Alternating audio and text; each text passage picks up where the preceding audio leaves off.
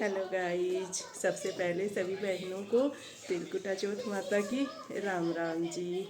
और हम तो देखो जी हो गए हैं रेडी। ये देखो जी, आप सब क्या कर रहे हो? आपने खाने वाने की तैयारी वारी कर ली होगी और आपने हमारा साथ दिया। सबसे पहले तो इसके लिए आपको बहुत बहुत धन्यवाद जी।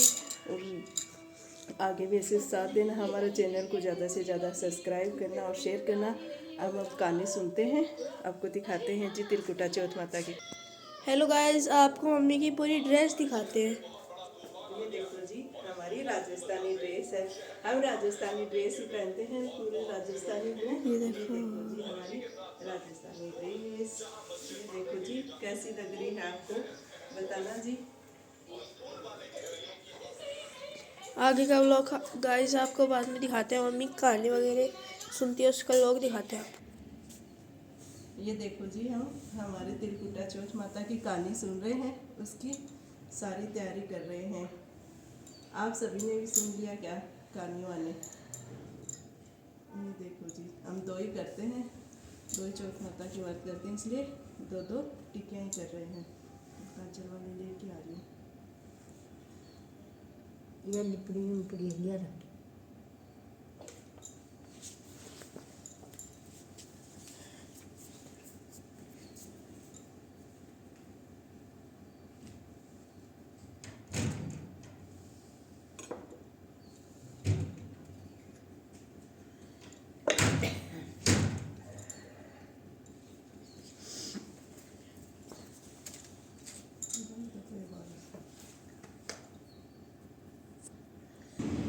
ये देखो गाइस, बताओ। ये इसमें तिल रखे हुए हैं, ये गुड़ और गेहूँ रखी हुई गेहूँ है। है ये उसको देंगे पंडिता इनको।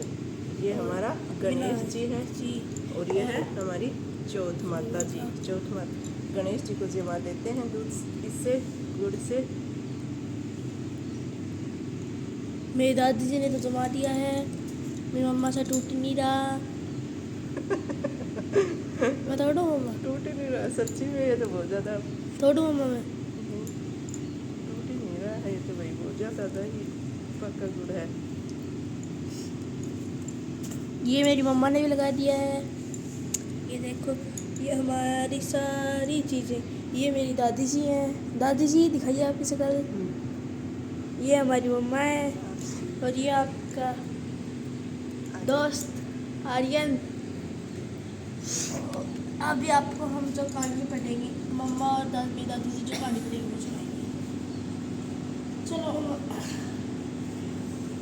एक साहूकार और साहूकार में थे, वह धर्म और पुण्य को नहीं मानते थे, जिसके कारण उनकी कोई संतान नहीं थी। एक दिन पड़ोसन माँ की जोत की कहानी सुन रही थी तो साहूकार ने पूछा कि वह क्या कर रही हो? बोली, आज चौथ का व्रत है, इसलिए कहानी सुन रही हूँ। साहूकार ने पूछा कि इससे क्या होता है इस कहानी को सुनने से? तो उसने कहा, इससे अन्न धन और संतान की प्राप्ति होती है। तब साहूकार ने बोली, मेरा गर्भ रह जाए तो मैं भी सवा शेर का तिलकुटा बांटूंगी और चौथ माता का व्रत भी करूंगी। उसका गर्भ ठहर गया और उसके बाद जब उसका लड़का हुआ तो बोली, मेरे लड़के का विवाह हो जाएगा न, तब सवा मन का तिलकुटा करूंगी।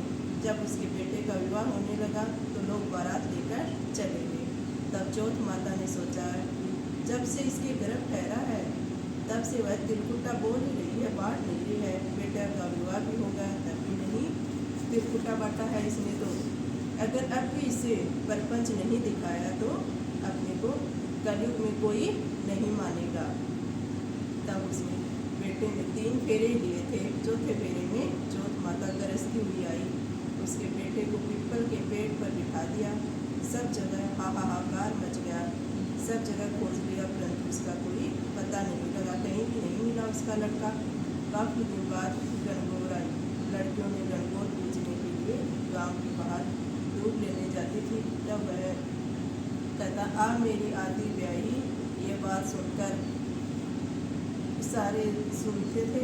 तब वह लड़की अपनी माँ को आके बताती है कि मैं तुझे अच्छा खिलाती हूँ, अच्छा पहनाती हूँ, फिर भी तू क्यों सूखती जा रही है? वह बोली कि जब मैं दूध लेने जाती हूँ न तो पीपल से एक आदमी बोलता है कि आ मेरी अनब्याही, उसने मेहंदी लगा रखी है, सेहरा बांध रखा है। माँ ने वहाँ जाकर देखा तो उसका जवाई था।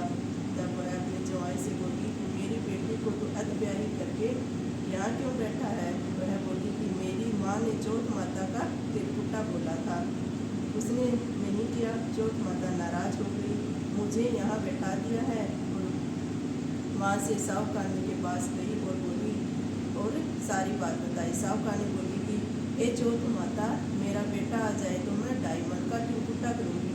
लड़की की माँ ने भी डायमंड का तिरकुटा बोल दिया। चौथ माता खुश हो गई और उसके बेटे को लाकर फेरों में बिठा दिया। बेटे का विवाह हो गया। सब लोगों ने खूब धूमधाम से चौथ माता का तिरकुटा किया। सारी नगरी में ढिंडोरा पिटवा दिया कि सभी चौथ माता का व्रत करें और तिरकुटा करें। हे चौथ माता, जैसे उसके साहूकार के बेटे दोनों को मिला, ऐसे सबको मिलाना, कहते सुनते सभी परिवार को मिलाना।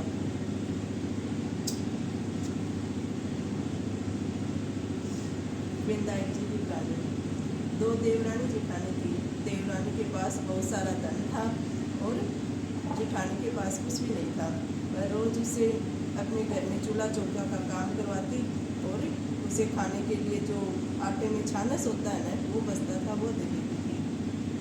एक दिन विंदाई जी आए तो वो बेचारी ऐसे ही खुले बाल थे, ऐसे ही सोई हुई थी। तो विंदाई जी आते हैं तो उससे पूछते हैं और उसकी तबीयत खराब थी तो उसके अपने जेठानी के घर में चूल्हा चौका भी नहीं करने गई।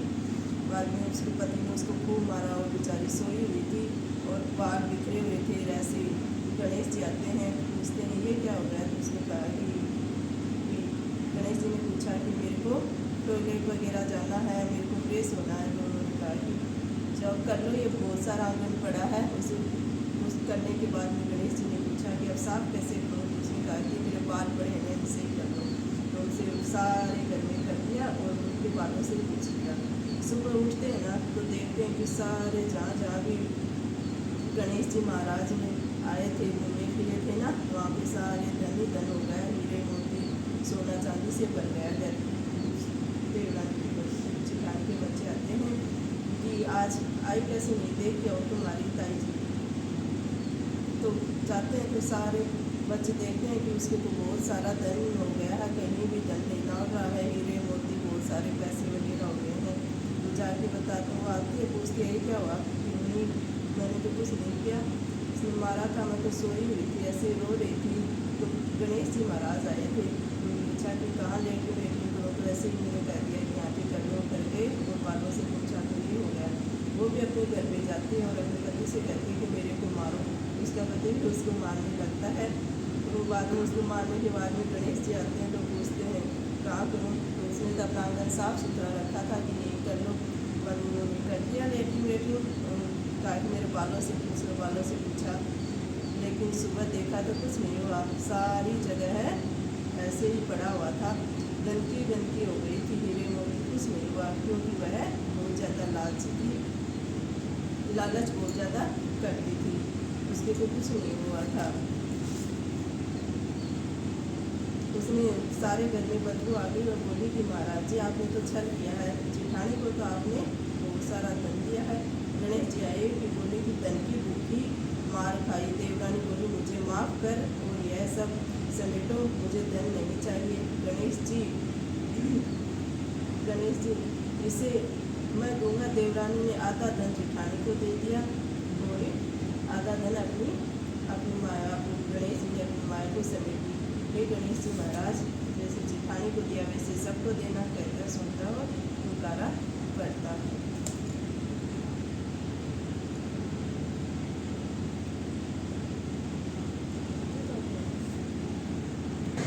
हेलो गाइस, अभी मेरी माँ ने और दादी जी ने एक कहानी सुन ली है और अभी मेरी माँ और दादी जी सूरज को पानी चढ़ा रही है। देखो माँ जी करो, ये देखो मेरी मम्मा, ये मेरी दादी जी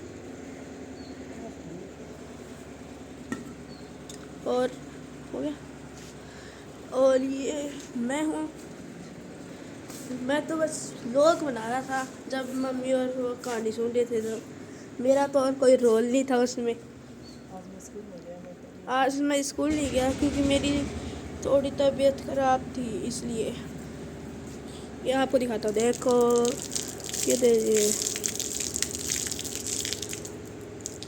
ये दे दिया सूरज को पानी, सूरज देवता को।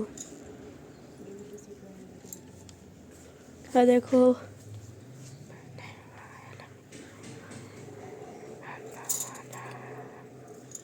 हेलो मम्मा। मम्मा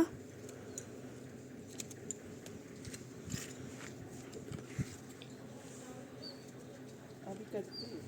अब मम्मा दादी जी का आशीर्वाद ले रही है, और मेरा तो कोई रोल होता ही नहीं है किसी काम में। हेलो एवरीवन, हमने तो कहानी वानी सुन ली है, आप लोगों ने भी सुन ली होगी। अब पियेंगे चाय वगैरह। और मौसम है ना, आज तो साफ साफ लग रहा है, नहीं तो बादल से हो रहे थे। इस बार भी हो ही जाता है बादल वगैरह, बाद में देख, नहीं तो लेट तक चांद निकलता रहता है। देखते हैं आज चांद अच्छे से टाइम पे निकल जाएगा तो उस टाइम रख देंगे, उस टाइम दिखाएंगे। आप लोगों ने भी सुन लिया होगा। सभी को चौथ माता की ढेर सारी शुभकामनाएं, सभी स्वाधीन बहनों को। और आज के लिए इतना ही काफ़ी। Bye bye. हमारे इसको व्लॉग को प्लीज़ शेयर करना, सब्सक्राइब करना, और नमस्ते जी।